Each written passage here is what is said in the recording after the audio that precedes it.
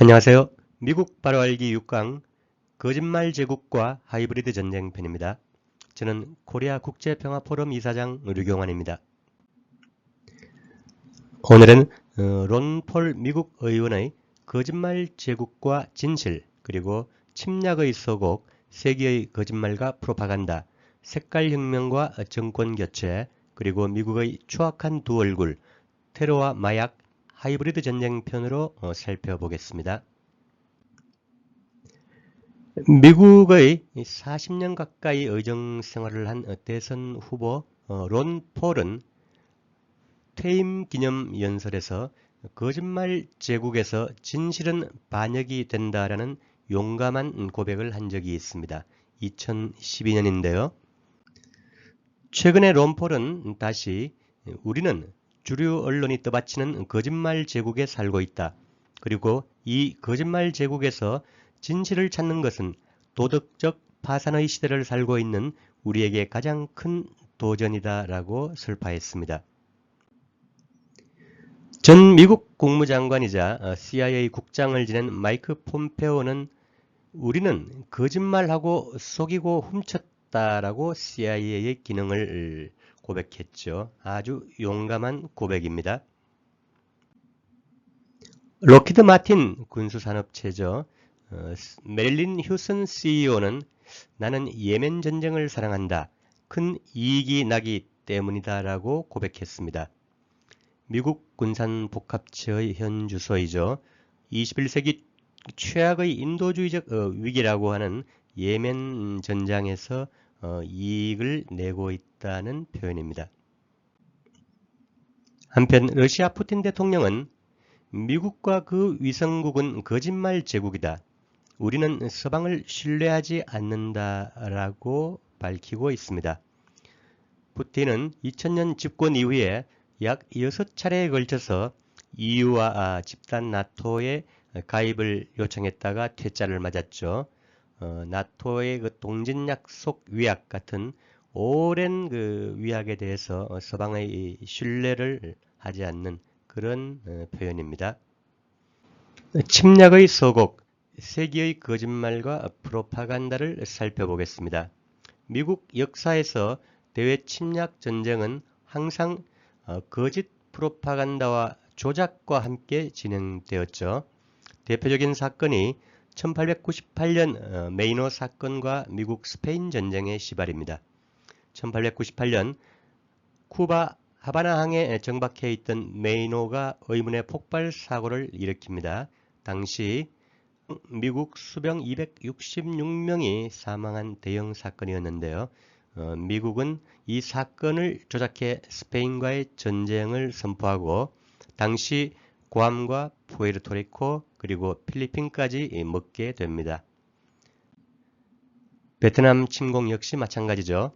1964년 베트남 통킹만에 정박해 있던 미국 구축함 매덕스호가 의문의 공격을 받은 사실을 조작해서 베트남 침공을 결정하게 됩니다.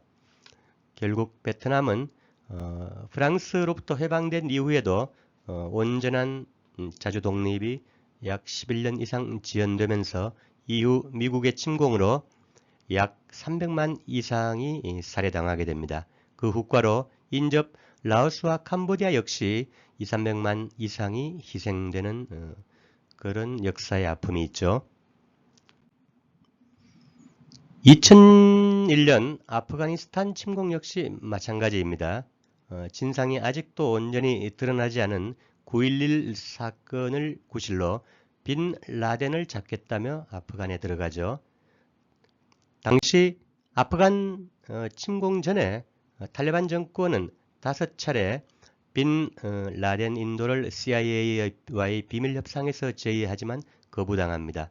미국은 살아있는 빈 라덴을 이용해 아프간 그리고 카스피해 지역의 석유와 탄화수소 자원이 필요했기 때문이죠. 2003년 이라크 침공 역시 마찬가지입니다. 아프가니스탄은 빈 라덴이라는 구실이라도 있었지만 당시 이라크의 무진장한 석유 자원에 눈독을 들이던 미국은 국제적인 명분이 없었기 때문에 2년여 동안 약 900여 차례 조작된 이렇게 날조극을 통해 이라크 침공을 예비하고 결국 마지막에 화면에 보시는 것처럼 콜린 파웰 당시 미 국무장관이 유엔 회의석상에서 있지도 않은 대량 살상 무기라는 이렇게 핑계를 구실로 대면서 결국은 이라크를 침공하게 됩니다. 이 대량 살상 무기 조작은 21세기 최악의 거짓말 중의 하나이죠. 미국은 역시 아프가니스탄처럼 당시 후세인 이라크 대통령의 마지막 망명 제안까지 거부하고 침공을 결행합니다. 역시 이라크의 석유 자원 때문이었죠. 미국은 이후 20여 년 가까이 무자비한 학살, 난민을 양산하고 아부그라이브 그 유명한 교도소의 야만적인 고문을 관타나모, 쿠바 관타나모 미군 기지처럼 자행을 하게 됩니다. 이라크 약 30여 년 전쟁의 총 사망자는 240만 명을 상회하는 것으로 추정됩니다. 역시 미국의 침략의 전주곡으로 상대에 대한 프로파간다와 악마화, 이런 서방 주류 언론들을 동원한 조작이 선행되죠. 우리가 익히 보는 것처럼 발칸의 도살자, 중동의 살인마, 폭군, 독재자, 이런 누명을 씌워서 국제법을 유린하는 침공을 정당화한 것입니다. 화면 왼쪽 위에서 보시는 것처럼 유고슬라비아의 밀로셰비치, 90년대 소비에트 붕괴 이후에 유고슬라비아가 당시 지정학적인 불안정 속에서 6개 나라와 코소보 7개 지역으로 쪼개집니다.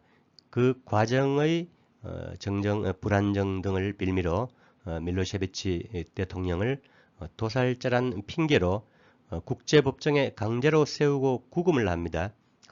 국제법정에서 그 이후에 밀로셰비치는 무죄로 판명이 되었지만 그는 이미 2006년에 국제법정의 유럽 감옥에서 사망한 뒤였습니다. 오른쪽 위에 리비아의 가다피죠. 역시 중동의 살인마로, 북아프리카의 살인마로, 폭군으로 매도당했지만 결국 2011년 미국의 침공으로 살해되죠. 왼쪽 이라크의 후세인 역시 아까 말씀드린 과정을 거쳐 미국의 침공을 받고 미군에 의해서 교수형을 당하게 됩니다. 오른쪽 끝에 시리아의 아사드 대통령이죠. 역시 중동의 살인마로 매도당하죠. 2011년 미국이 색깔혁명을 통해 시리아의 무수한 테러리스트 조직을 집어넣어 약 국토의 70% 이상을 유린했습니다만 2015년 러시아군의 참전으로 기사회생하게 됩니다. 침공 직전인 2009년 서방 언론 대표적인 CNN이죠. 여론조사에서는 중동 지역에서 가장 인기 있는 대중적인 지도자로 꼽힌 지도자입니다. 그런데 미국은 2010년, 11년에는 서방 여론을 조작해 희대의 살인마, 폭군으로 악마화하게 됩니다. 리비아 역시 아프리카 최고의 강소부국, 인구 당시 600만에 불과했죠. 강소부국에서 천당에서 지옥으로 떨어진 케이스입니다. 69년에 집권한 카다피의 이슬람 사회주의 혁명은 세계 정치 경제사의 가장 성공적인 실험 중 하나로 평가되었지만 2011년 나토 17개국 연합의 침공으로 잔혹하게 파괴됩니다. 당시 가다피 대통령이 성취한 것들은 전액 무상교육 무상의료, 그리고 신혼부부의 아파트 구입 5만 달러 지급, 전기는 무료였고 기름값은 리터당 약 160원에 불과했습니다. 아랍국으로는 독특하게 실질적인 성평등을 실현했고 인간 개발지수와 일일 칼로리 섭취량 등에서 상당한 수준이었죠. 그리고 농업 비즈니스를 무상 지원했고 국영은행의 이 대출 이자율은 0%였습니다.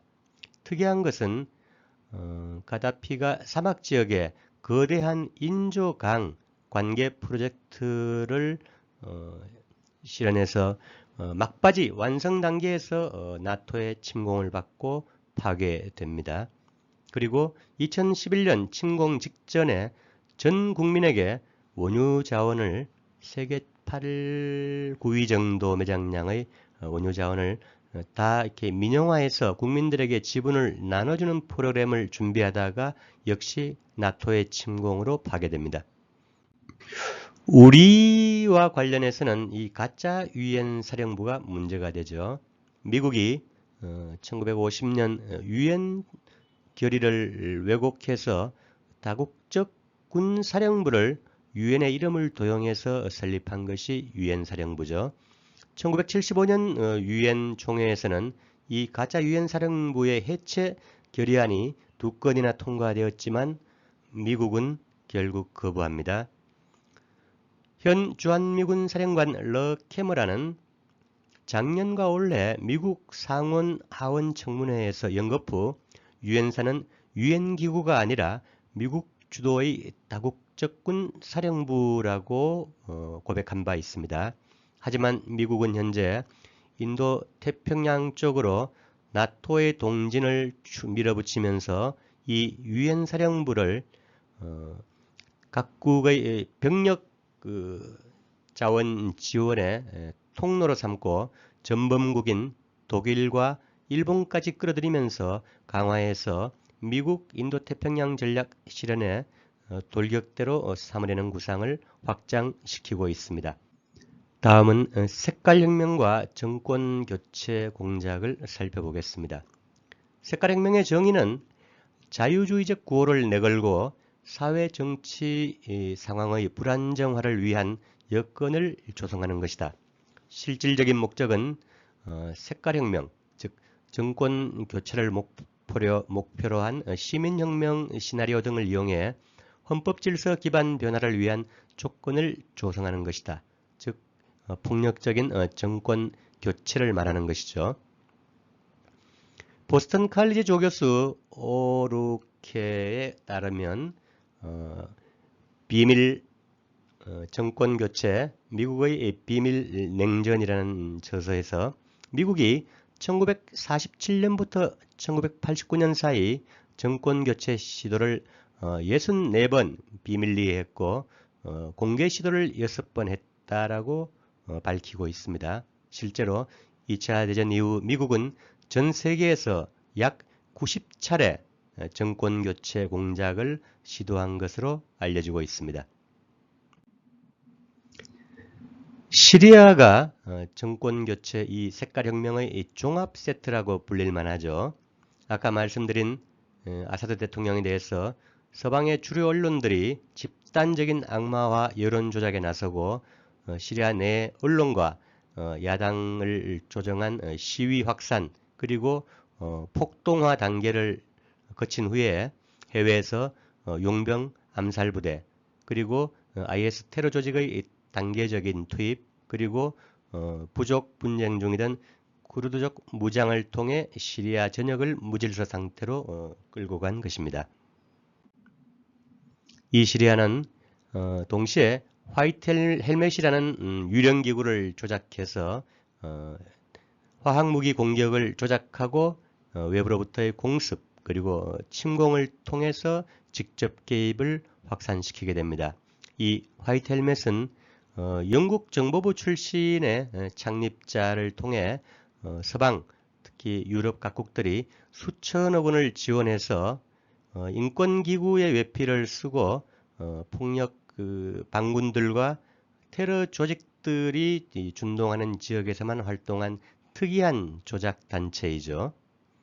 시리아는 그 후과로 인구의 절반 이상이 난민이 되고 해외로 국내로 떠도는 그런 처지가 되고 말았죠.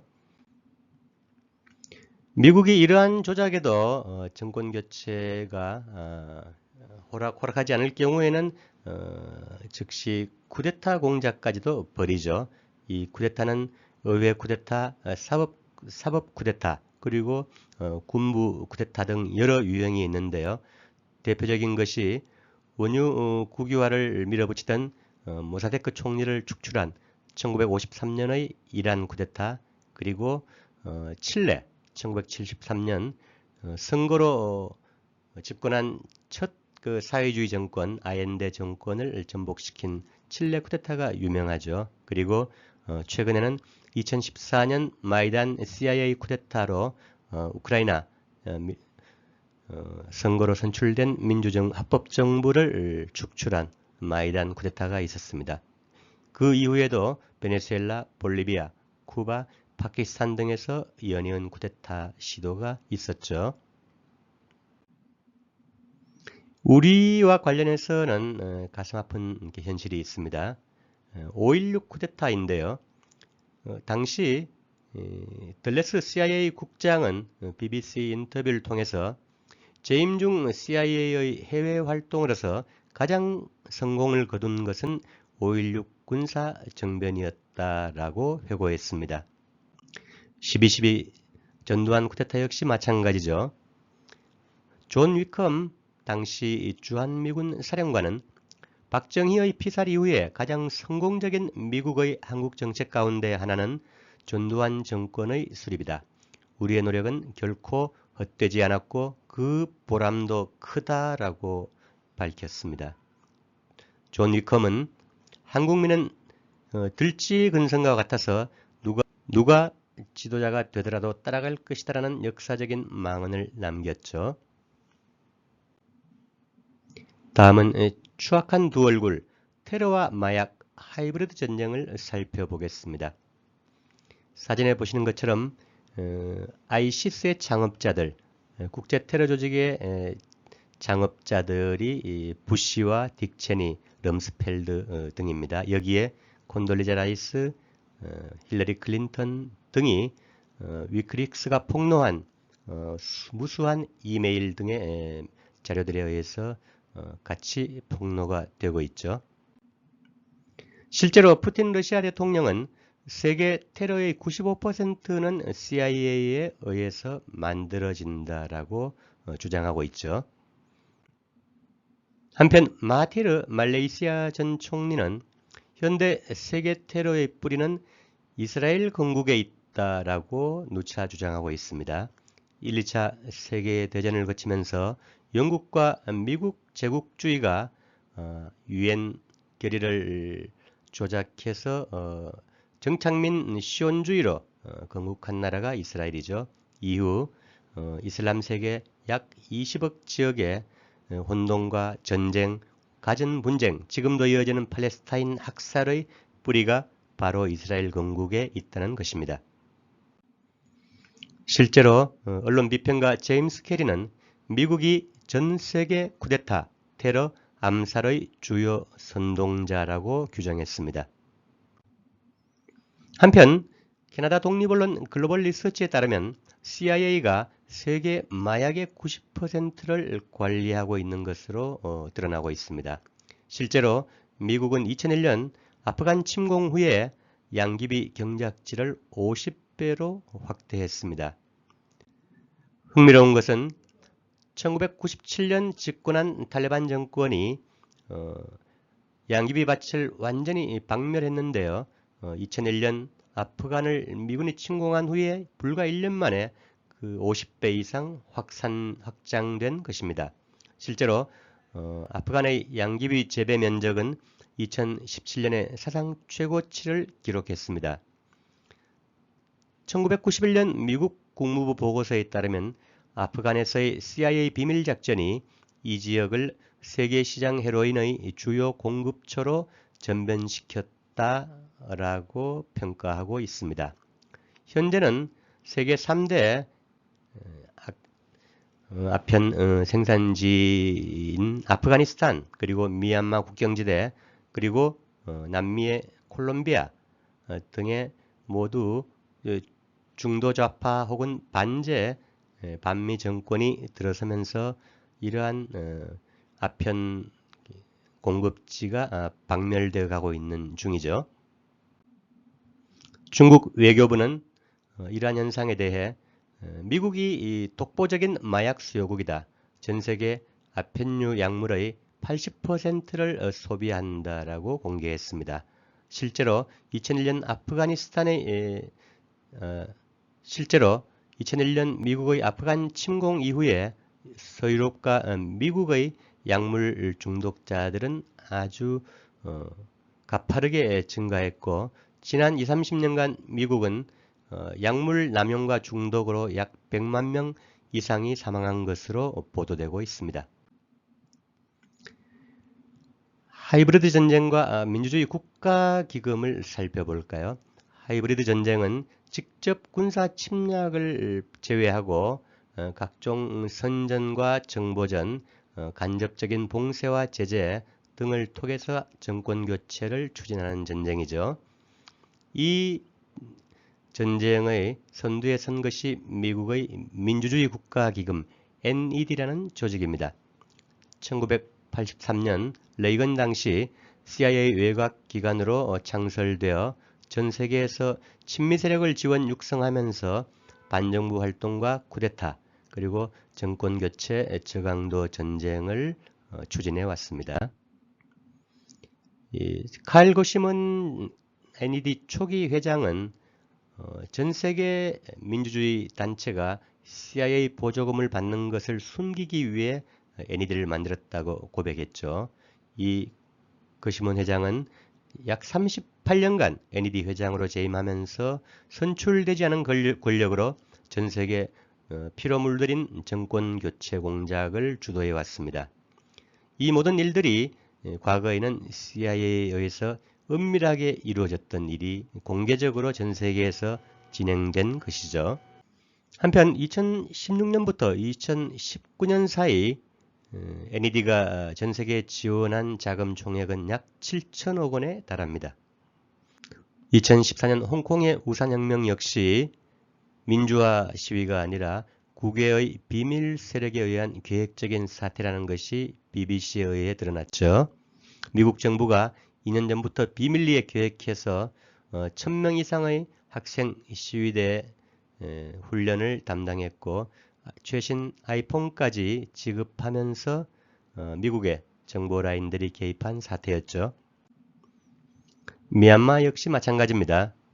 아웅산 수치라는 인물을 민주투사로 내세워 오바마, 힐러리 클린턴 같은 이 제국의 수장들이 반제 자주적인 군부 정권에 대항해 민주투사로 키워온 것이죠. 아웅산 수치의 별명은 미얀마의 힐러리라고 합니다.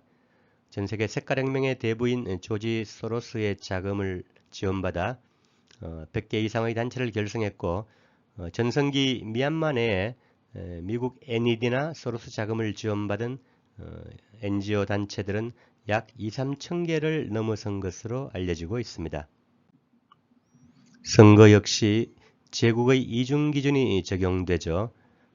자국의 이익에 반하는 반제 자주적인 정권이 들었으면 모든 선거는 불법이고 조작되었다라고 주장을 하죠. 미국의 경제전쟁 역시 불법 제재로 전 세계 40여 개국 인류의 절반에 영향을 미치고 있는 인류에 대한 범죄입니다. 2019년 기준 국제 난민은 약 8천만 명, 현재는 우크라이나 팔레스타인 분쟁 이후에 약 1억 명을 넘어서는 것으로 알려지고 있습니다. 미국의 국방 예산 지출은 연간 9천억 달러를 넘어서죠. 중국과 러시아를 포함한 차상위 지출국 15개국을 다 합친 것보다 많은 군비입니다. 전 세계 인류의 기하를 해결하는 데는 이 미 국방 예산의 약 3%인 300억 달러만 있으면 충분한 것으로 UN 보고서는 지적하고 있습니다. 미국과 동맹국은 2001년부터 19년 20년 동안 32만 6천 개 이상 매일 평균 46개의 폭탄과 미사일을 인류의 머리 위에 투하했습니다. 색깔혁명은 이제 총파산하고 있습니다. 미국은 민주주의와 자유, 인권을 수호하는 국가가 아닌 그저 자국의 이익과 패권을 추구하는 제국주의 국가에 불과합니다. 언론인 크리스 해지스는 1941년 이래 미국이 개입한 쿠데타, 암살, 선거 사기, 흑색 선전, 협박과 납치, 반란 캠페인, 경제 제재, 학살과 고문, 대리전쟁 또는 직접 침략 등으로 민주주의 정부가 수립된 사례는 단 한 건도 없었다라고 지적하고 있습니다. 한편 중국 외교부는 소련 해체 후 지금까지 세계적으로 미국이 지원하는 다양한 색깔혁명이 발생했다. 정권이 전복되고 국가의 운명은 대부분 비극적이 되었다. 그러나 30년 동안 세계적인 색깔혁명을 각국은 두루 간파했다. 정치적으로 전염병 백신을 맞은 것이다 라고 밝히고 있습니다. 이제 미국의 힘이 빠지고 패권이 약화되면서 간접적인 색깔혁명과 정권 교체 공작의 위력도 현저히 약화되고 있습니다. 미국 바라알기 5강 여기서 마치겠습니다.